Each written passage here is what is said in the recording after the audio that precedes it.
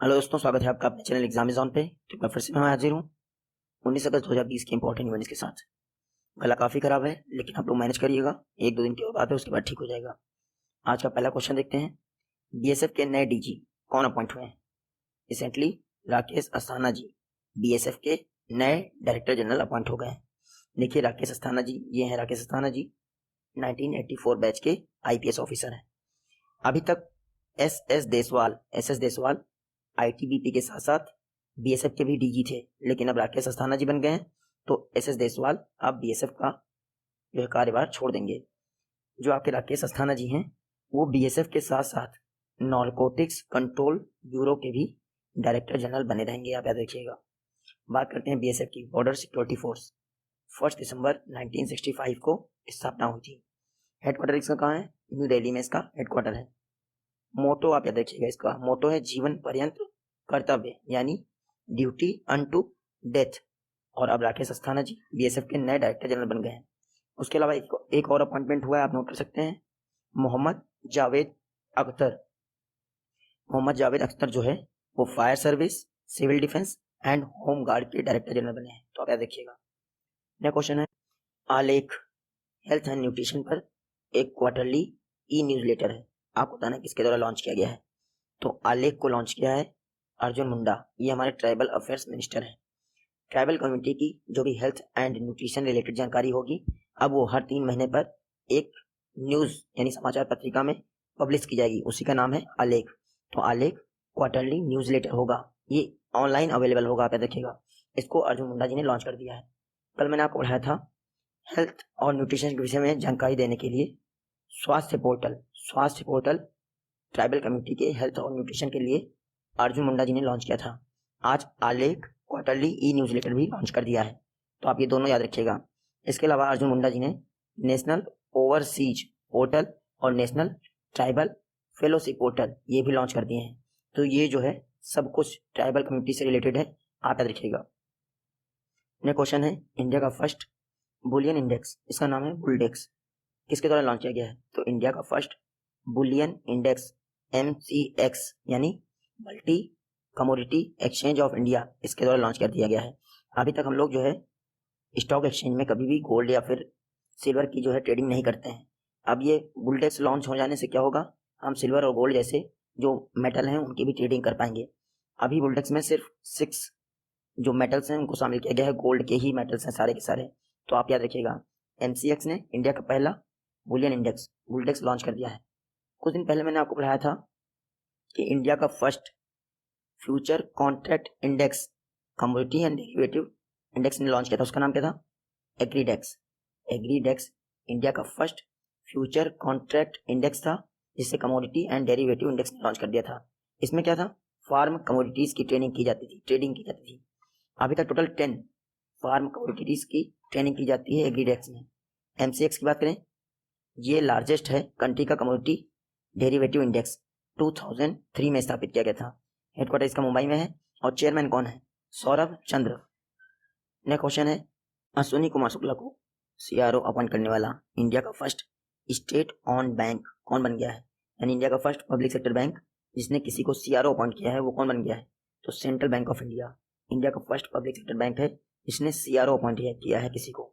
तो Ashwini Kumar Shukla central bank of India के नए CRO और पहले CRO बने हैं, यहाँ पे देखिएगा।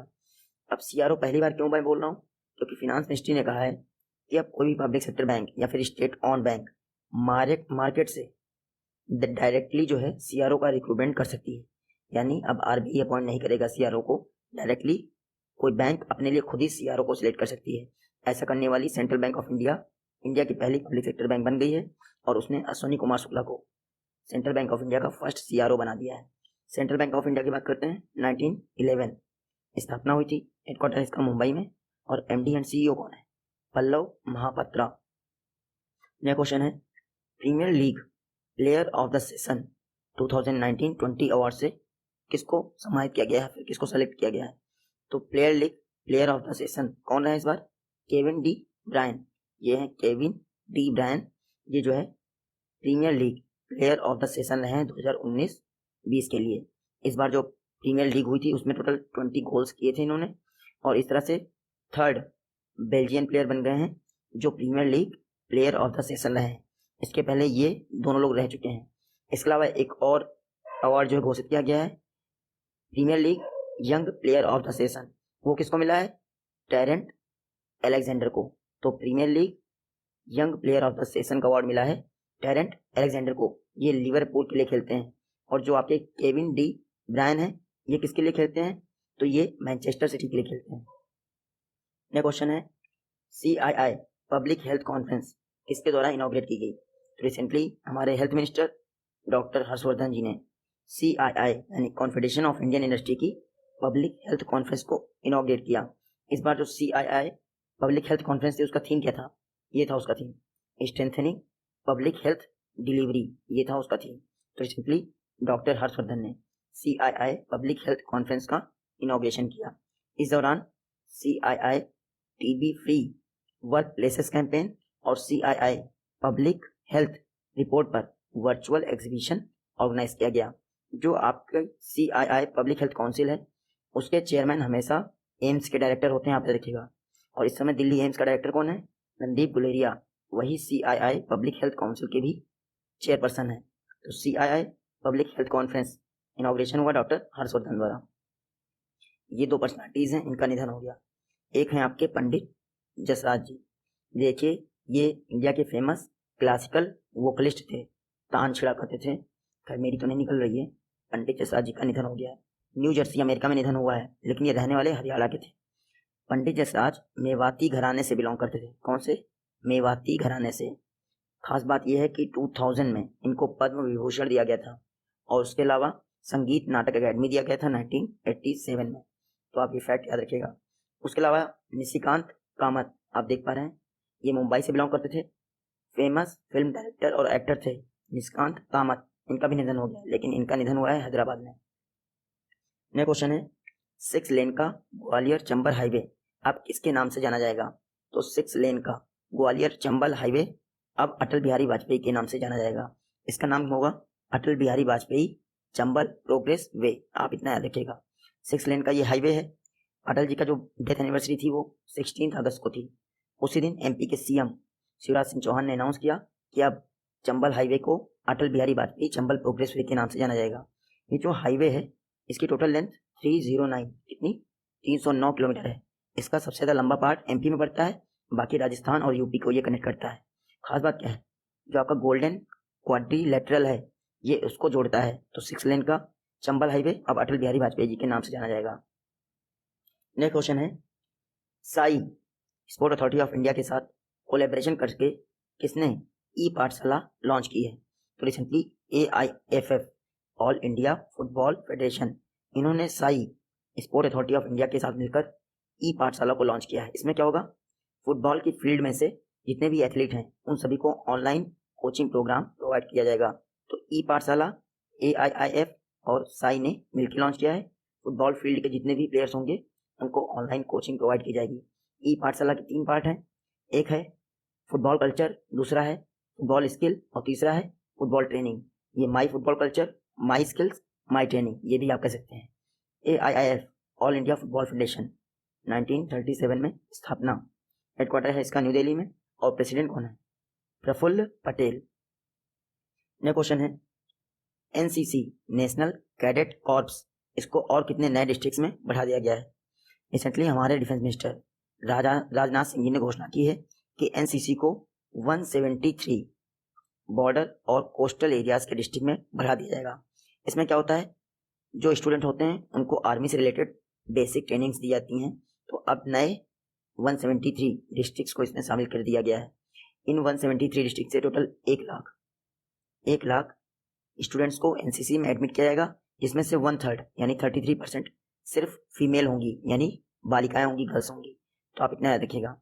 NCC नेशनल कैडेट कॉर्प्स 16 जुलाई 1948 को NCC की स्थापना हुई थी पंडित जवाहरलाल नेहरू जी द्वारा। इसका हेडक्वार्टर है न्यू दिल्ली में। इसका मोटो आप हमेशा याद रखिएगा, एकता एवं अनुशासन, यूनिटी एंड डिसिप्लिन, ये इसका मोटो है। और वर्तमान में DG कौन है? लेफ्टिनेंट जनरल राजीव चोपड़ा इसके DG हैं। नेक्स्ट क्वेश्चन है, मेघालय के नए गवर्नर कौन अपॉइंट हुए हैं? रिसेंटली मेघालय के नए गवर्नर सत्यपाल मलिक जी बने हैं। ये हैं सत्यपाल मलिक, ये मेघालय के नए गवर्नर बन गए हैं। इन्होंने किसको रिप्लेस किया है? तो तथागत रॉय को रिप्लेस कर दिया है। अभी तक जो आपके सत्यपाल मलिक जी थे वो गोवा के गवर्नर थे, अब ये मेघालय के गवर्नर हो गए हैं। तो आपसे ये पूछा जाएगा कि गोवा के गवर्नर कौन बन गए हैं? तो भगत सिंह कोश्यारी जो महाराष्ट्र के गवर्नर है अभी, उनको गोवा के गवर्नर का एडिशनल चार्ज दे दिया गया है। तो अब गोवा के गवर्नर सत्यपाल मलिक जी मेघालय के गवर्नर बन गए हैं।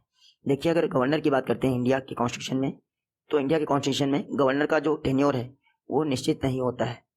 राष्ट्रपति के प्रसाद पर्यंत आर्टिकल 155 के तहत राष्ट्रपति द्वारा गवर्नर की नियुक्ति होती है। आप याद रखिए। नेक्स्ट क्वेश्चन है, लूनर सरफेस पर एक क्रेटर था जिसका नया नाम साराभाई क्रेटर रख दिया गया है। आपको बताना किसने रखा है? तो इसरो ने लूनर सरफेस पर ये क्रेटर था, मून की सरफेस पर ये क्रेटर था, इसकी पिक जो है क्लिक की गई थी। किसके द्वारा? जो हमारा चंद्रयान 2 मिशन था उसका जो ऑर्बिटर अभी भी चक्कर काट रहा है चंद्रमा के चारों ओर, उसके द्वारा इस क्रेटर की पिक खींची गई थी। और अब इसका नाम विक्रम साराभाई, जो इंडियन स्पेस के फाउंडर माने जाते हैं या फादर माने जाते हैं, उनके नाम पर रख दिया गया है। देखिए, विक्रम साराभाई की 12 अगस्त को यानी 12 अगस्त को 100वीं बर्थ एनिवर्सरी थी। उसी दिन इस क्रेटर का नाम साराभाई क्रेटर रख दिया गया है। तो आप देखिएगा, इसरो ने चंद्रमा पर जो क्रेटर पाया गया उसका नाम साराभाई के नाम पे रख दिया है। इसरो की बात करते हैं तो 15 अगस्त 1969 को स्थापना की गई थी। स्थापना किसके द्वारा की गई थी? Vikram Sarabhai, father of Indian space. ISRO का हेडक्वार्टर है बेंगलुरु में और वर्तमान में डायरेक्टर कौन है? के शिवान। नेक्स्ट क्वेश्चन है, एक्सटिंक्ट हो चुकी वोली फ्लाइंग स्क्वायरल इंडिया के किस स्टेट में देखी गई है? तो रिसेंटली वोली फ्लाइंग स्क्वायरल इसको उत्तराखंड में देखा गया है। ये है आपकी वोली फ्लाइंग स्क्वायरल। IUCN ने इसको विलुप्त घोषित कर दिया है, international union for conservation of nature. इसने वोली फ्लाइंग स्क्वायरल को विलुप्त घोषित कर दिया था रिसेंटली उत्तराखंड के गंगोत्री नेशनल पार्क। तो आप ये भी याद रखिएगा, गंगोत्री नेशनल पार्क उत्तराखंड में है, वहीं पर ये वोली फ्लाइंग स्क्वायरल देखी गई है। ये विलुप्त मानी गई थी IUCN के द्वारा। बात करते हैं उत्तराखंड की, तो ये मैप में है। रिसेंटली गैरसैंण इसकी समर कैपिटल बनी है, गैरसैंण। आप याद रखिएगा। CM कौन है? त्रिवेंद्र सिंह रावत। गवर्नर है बेबी रानी मौर्य। उत्तराखंड का Jim Corbett national park India का ओल्डेस्ट नेशनल पार्क है, 1936 में बना था। जब बना था तब इसका नाम था हैली नेशनल पार्क, अब इसका नाम है Jim Corbett national park. Next question है, सितंबर 2020 यानी सितंबर 2020 में first world solar technology summit किसके द्वारा ऑर्गेनाइज की जाएगी? तो ISA इंटरनेशनल सोलर अलायंस द्वारा सितंबर 2020 में first world solar technology summit जो है ऑर्गेनाइज की जाएगी। इसका इनॉग्रेशन PM मोदी द्वारा की जाएगा। पर्पस क्या है? सोलर टेक्नोलॉजी से रिलेटेड जो नेक्स्ट जनरेशन की टेक्नोलॉजीज हैं उन पर डिस्कशन और फोकस किया जाएगा। तो वर्ल्ड की फर्स्ट सोलर टेक्नोलॉजी समिट सितंबर 2020 में इंडिया में ISA द्वारा ऑर्गेनाइज की जाएगी। जो लेटेस्ट मेंबर है ISA का कौन बना है? 87वां मेंबर बना है निकारागुआ। ये हम लोग पढ़ चुके हैं। ISA जो पेरिस क्लाइमेट समिट हुई थी COP21 2015 में, उसी के द्वारा ISA की स्थापना हुई थी। फ्रांस के प्रेसिडेंट फ्रांसवा ओलांदा और इंडिया के प्राइम मिनिस्टर मोदी द्वारा। इसका हेडक्वार्टर है गुरुग्राम में। डायरेक्टर जनरल कौन है? उपेंद्र त्रिपाठी। अब कोई भी यूनाइटेड नेशन मेंबर जो है कंट्री, वो ISA को ज्वाइन कर सकती है। यह क्वेश्चन है, SPT 041847 ये नई खोजी गैलेक्सी है। आपको बताना ये कितने लाइट ईयर दूर है। तो रिसेंटली नेचर जर्नल जो मैगजीन है उसमें एक रिसर्च पब्लिश हुआ था, उसके अनुसार SPT 041847 एक नई खोजी गई आकाशगंगा या गैलेक्सी है। ये जो है 12 मिलियन लाइट ईयर दूर है। कितना? 12 million light year. Light year क्या होता है? एक वर्ष में प्रकाश जितनी दूरी ट्रेवल करता है उसको कहते हैं 1 लाइट ईयर। तो 12 मिलियन लाइट ईयर दूर है ये SPT 041847 गैलेक्सी। इसका दूसरा नाम रिंग ऑफ लाइट गैलेक्सी भी है। अच्छा, आपसे एग्जाम में पूछ लें इसको कौन से टेलीस्कोप से खोजा गया है? तो large array telescope, large array LET large array telescope जो अटकामा मरुस्थल में स्थित है, यानी कहाँ पे? चिली में। इसको Max Planck Institute of Astrophysics के साइंटिस्ट ने खोजा है। आप इतना याद रखिएगा। नेक्स्ट क्वेश्चन है, संग्राम नेवल शिप रिसेंटली इसने गोवा पोर्ट का विजिट किया है। आपको बताना संग्राम नेवल शिप किस कंट्री का है? तो संग्राम नेवल शिप बांग्लादेश का है। रिसेंटली ये लेबनान जा रहा था, यूनाइटेड नेशन एंट्रीम फोर्सेस में पार्ट लेने के लिए लेबनान जा रहा था संग्राम नेवल शिप। रिसेंटली इसने गोवा के मारमुगाओ, कौन से मारमुगाओ पोर्ट पर विश्राम किया। ये बांग्लादेश से बिलोंग करता है और बांग्लादेश इस समय इसलिए चर्चा में है क्योंकि 15 अगस्त को बांग्लादेश ने राष्ट्रीय शोक दिवस मनाया था। क्यों? क्योंकि जो बांग्लादेश के संस्थापक थे शेख मुजीबुर रहमान, उनकी हत्या कर दी गई थी इसी दिन, तो इसीलिए राष्ट्रीय शोक दिवस बांग्लादेश द्वारा मनाया गया था इसी दिन। बात करते हैं बांग्लादेश की, तो ये है मैप में बांग्लादेश। पीएम कौन है? शेख हसीना।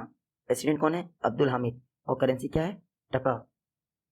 नेक्स्ट क्वेश्चन है, ब्रिक्स का जो एंटी ड्रग वर्किंग ग्रुप है इसका 4th सेशन हुआ था, उस पर वेबिनार ऑर्गेनाइज किया गया था। आपको बताना है किस कंट्री की अध्यक्षता में ब्रिक्स के एंटी ड्रग वर्किंग ग्रुप का 4th सेशन ऑर्गेनाइज किया गया। तो रिसेंटली रशिया, इस समय जो ब्रिक्स की चेयरमैनशिप है वो रशिया के पास है, तो जितनी भी ब्रिक्स रिलेटेड मीटिंग्स होंगी उन सबकी अध्यक्षता रशिया ही करेगा। तो रिसेंटली ब्रिक्स का जो एंटी ड्रग वर्किंग ग्रुप है उसका 4th सेशन हुआ था, उस पर जो वेबिनार ऑर्गेनाइज किया गया उसमें इंडिया को किसने रिप्रेजेंट किया? राकेश अस्थाना। राकेश अस्थाना क्यों?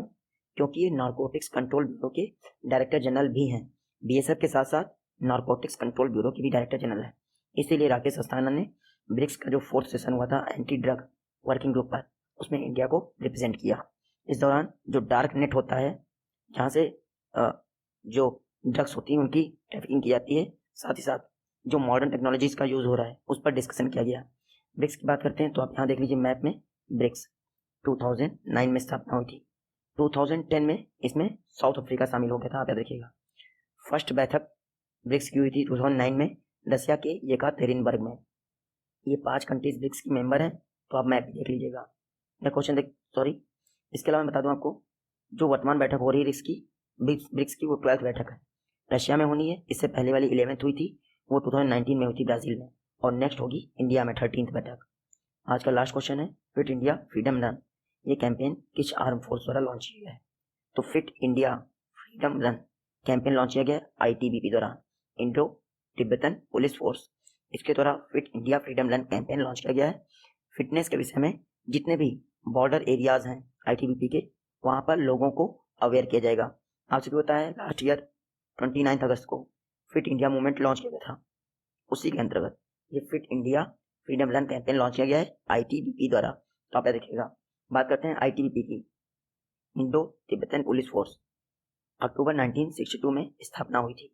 इसका हेडक्वार्टर न्यू दिल्ली में है, और डायरेक्टर जनरल मैंने फर्स्ट क्वेश्चन में आपको बताया था, एसएस देसवाल आईटीबीपी के डायरेक्टर जनरल है। मोटो आप देखिएगा, शौर्य, दृढ़ता, कर्मनिष्ठा, ये है आईटीबीपी का मोटो। मिलते हैं आपसे अपनी नेक्स्ट वीडियो में, तब तक टेक केयर, गुड बाय, जय।